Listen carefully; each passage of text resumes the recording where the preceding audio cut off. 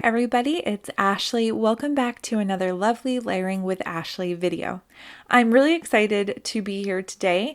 It's sort of a special day. We happen to be releasing the brand new Build-A-Flower Canterbury Bells stamp and die set today, and it just happens to coincide with the day that I am giving a video for the channel. So I'm going to dive in really deep into the layering process of this particular flower and this particular set, but also I'm going to show you how you can use this guide on the back that comes in the back of every layered stamp set that you'll get from Altenew. And I know that we've all looked at it, but I'm not sure if we've all used it or all know how to use it. So I want to show you how you can use it to your advantage and how you can create some perfectly layered images with it. This set comes with an outline image, and you guys know that I love outline images for lots of different reasons. One, I like the option of being able to watercolor or color in the outline image, but also it makes it really easy to line up all the layers. Because this is an outline image, I don't really count it as a layer, so you'll see or you'll hear that I refer back to the 3 layers of this flower image, even though there actually is technically 4 since the outline image is 1. For the colors for these flowers, I'm going to be using Puffy Heart, Rubilite, and Razzleberry.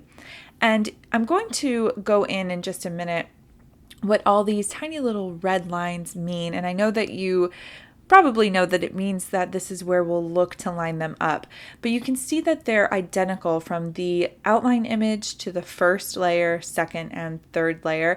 And that's really important and something that is pretty individual to Altenew. They do a really, really good job at keeping the key points of all of the layers so that you can layer them together and find the places that you need to layer up each time. It doesn't change. You're not going from one point in the first layer to another point in the second layer. You can line these up throughout from the first layer to the last layer by using the same points, and that's extremely helpful. I'm now taking a pen and I'm going to draw some arrows to the points that correspond to the red lines on the layering guide. Now obviously the red lines aren't actually on the stamp, so these arrows will help draw my eye to where I need to be lining these images up. So I'm going to go all the way up the flower, even though that very top flower bud actually isn't in this first layer of the floral image. I'm still just going to put all the arrows in there so that I don't have to go back and forth adding arrows. So I'm going to go ahead and line up my first layer, or my first colored layer, I guess, of this floral image. And you'll see that I really take my time lining it up. I'm making sure that all of these lines match up, and it's also really helpful to keep this layering guide right near you like I have it here.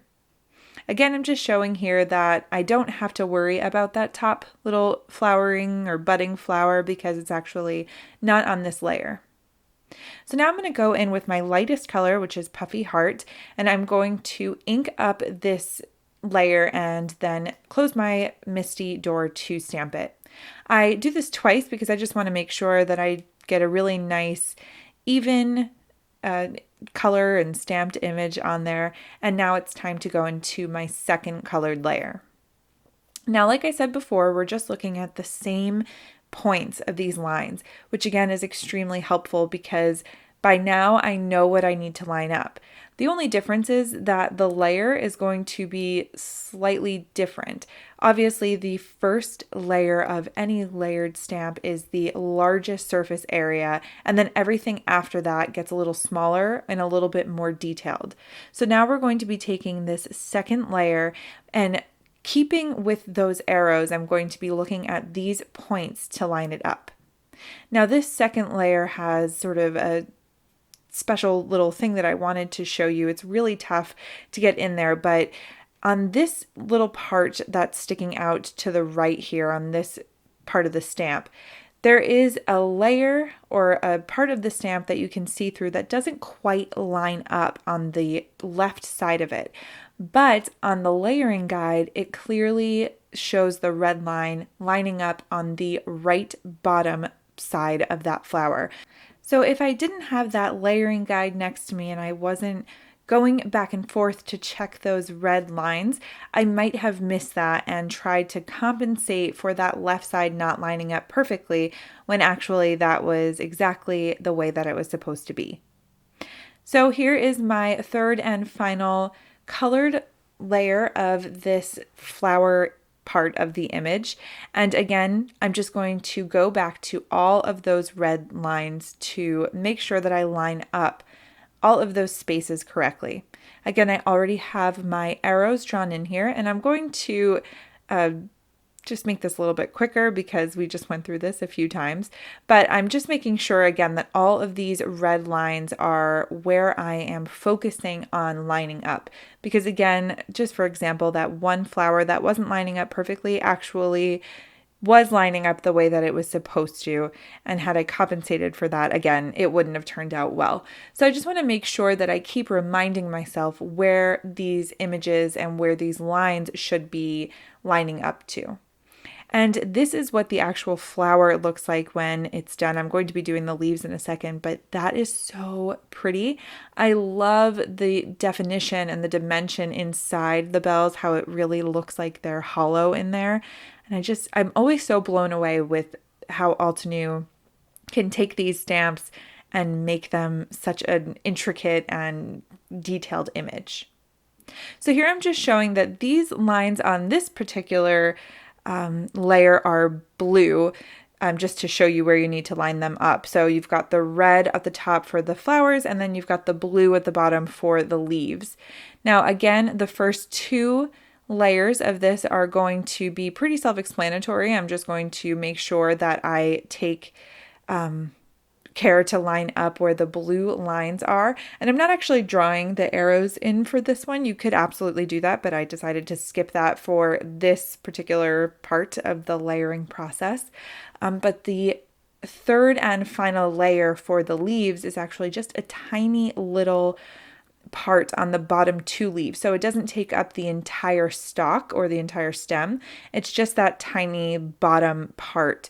And that gives a little bit of extra dimension and shadow into the bottom half of the stalk or the stem where it would meet the ground normally. So I think that is also just another thing that Altenew really does really well.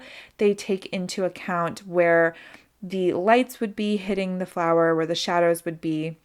And I really appreciate all of the time that the designers take to put in, and when it comes out just as beautifully as it looks in the pictures, that's when you know that it's a really well made and thought out design.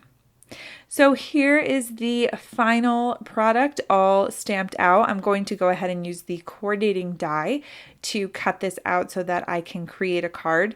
And something that I was thinking about when I was die cutting this out was that I was really happy and kind of lucky that I didn't draw the arrows too close to where you would have seen some markings when I die cut them out. So that's always just important to remember, to keep your pen markings a little bit further away from the actual image that you're stamping. Here is the card that I created. I used the Fancy For You die in the bottom left-hand corner, and then the Canterbury flowers just peeking up there from the side. I hope that you've enjoyed the video. Thanks so much for watching. You can find the blog hop links in the description, as well as links to all of the supplies used today. Thanks so much. I'll see you again soon.